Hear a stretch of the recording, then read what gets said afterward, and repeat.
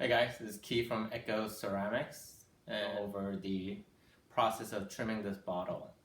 So first thing you want to do is actually center right side up, and best thing to do is to trim as much you can right side up. So I would recommend doing about 90% as much as you can. So it's not quite center. I'm going to go ahead and tap center. If you're not familiar with tap center, you can check out my video on how to learn how to tap center. Alright, that looks pretty good. And when you're centering, you always want to focus on the area you're going to actually trim. Don't worry about the bottom being off. Once you center it, you're going to go ahead and sponge the wheel head.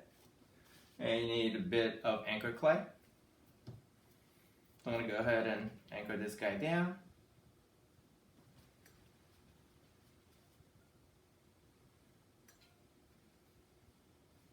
So I like to put long finger pieces of clay all the way around. And you also may notice I don't cut away these extra clay when I throw. You want to keep that because it helps you to hold whatever you're trimming with the anchors. So if you cut that away, you're going to have a lot harder time keeping this on the wheel while you're trimming. And more you cover, in this case I'm going to cover it all the way around, more you cover with the anchor, a lot sturdier it's going to be. To start with, you need some tools. You need a couple of metal ribs, a cleanup tool, and maybe 3 different size trimming tools. So I generally like to start with the metal rib, just to clean off the body like so.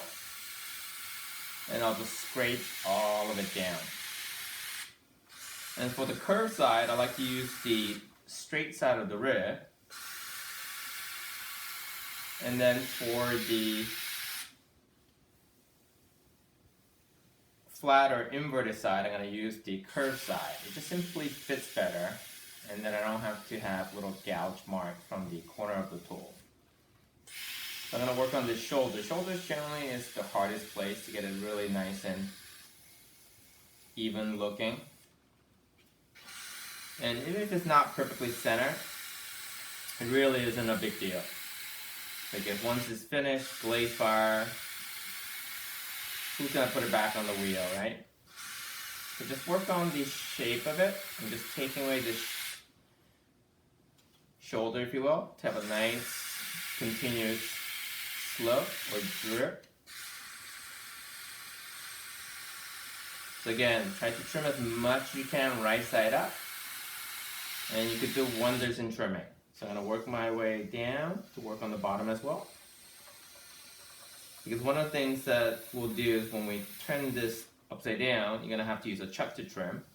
And when you use a chuck, what I often refer to as a blind trimming, you're not going to be able to see your work much. You're only going to see a tiny portion of it on the bottom. And it will make it a lot harder to trim. So it's better to trim it right side up as much as you can. So I got most of the body here. It's looking pretty good. Feels nice. Clean the rib often.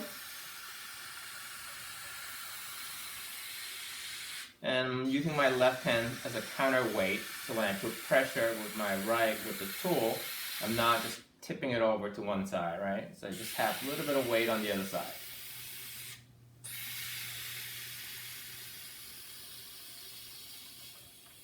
And then I start working my way up to the neck.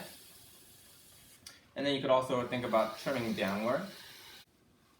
And I'm using the curvature of the metal rib to make this sort of a nice hourglass shape as well.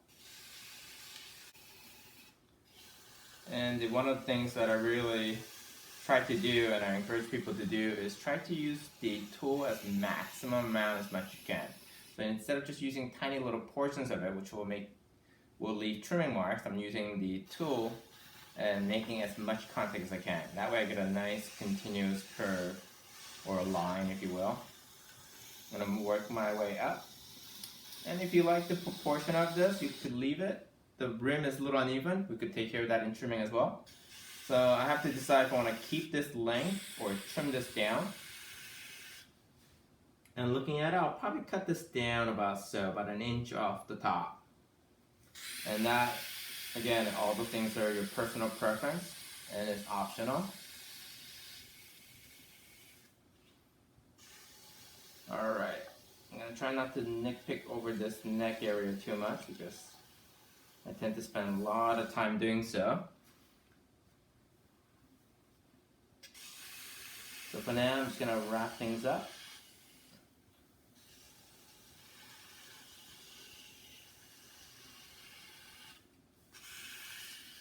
Alright, I'm going to try not to get too particular about this area. Alright. Overall, it's looking pretty good. And if I want to take a little bit off the base here, I certainly can. So in this case, I'm using a tool by Mud Tool. It's called Dual.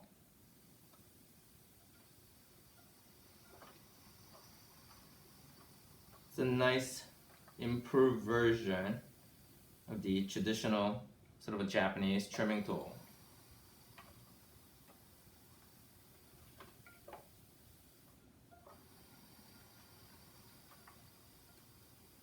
So again, I'm trying to trim as much as I can right side up, so when I actually do put it upside down, I just need to do very minimal.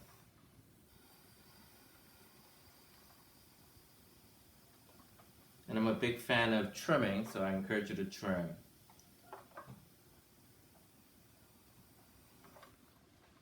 Alright, I'm going to go back with the metal rib, give it a little bit more of a finishing touch.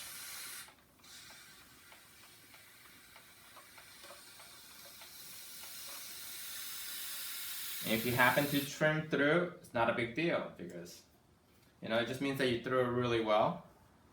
And you should trim through every so often. Otherwise, you'll just end up with a very heavy pot. Alright, with the cleanup tool, I'm going to go ahead and cut this portion off the top here, just a tiny bit, because proportionally I don't love the look. So I'm going to go ahead and use the hook side. Why do you want to use the hook side? Because if you use the knife side of it, it'll actually grab.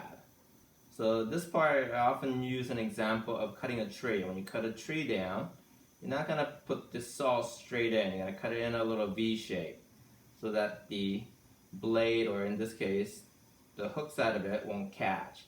If you were to put the blade in, it'll just catch and the clay will grab and you're not going to be able to cut it evenly. So start with the hook side, then switch to the blade or the knife side of it. Sharper the knife, better it is. If you have an X-Acto knife, even better. Once you go a little more than halfway through, you can just simply use that to take that off, and you can see how nice and cleanly that comes off. We'll put that to a side. And to work on the opening, I'm going to go ahead and use the hook side of it. Hook side makes a great trimming tool for these little detail areas.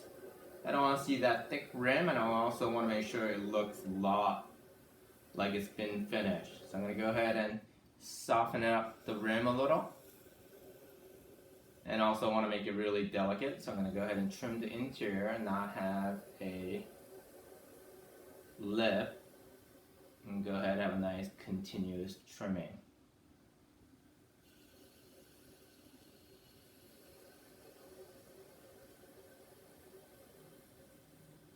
Alright, now it's looking pretty good. I'm perfectly content with that. Well, maybe not completely. I'm going to go ahead and put a little bit more of a finishing touch with the metal rib.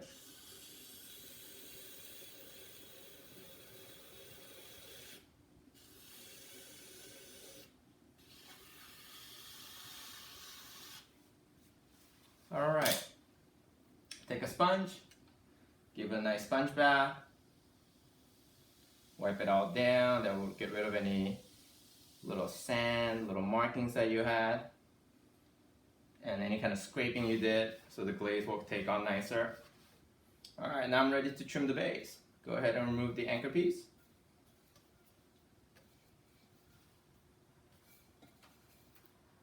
And then just don't toss these anchor pieces, you can reuse it over and over. If it gets a little dry, you just dip it in water prior to putting it in a plastic bag.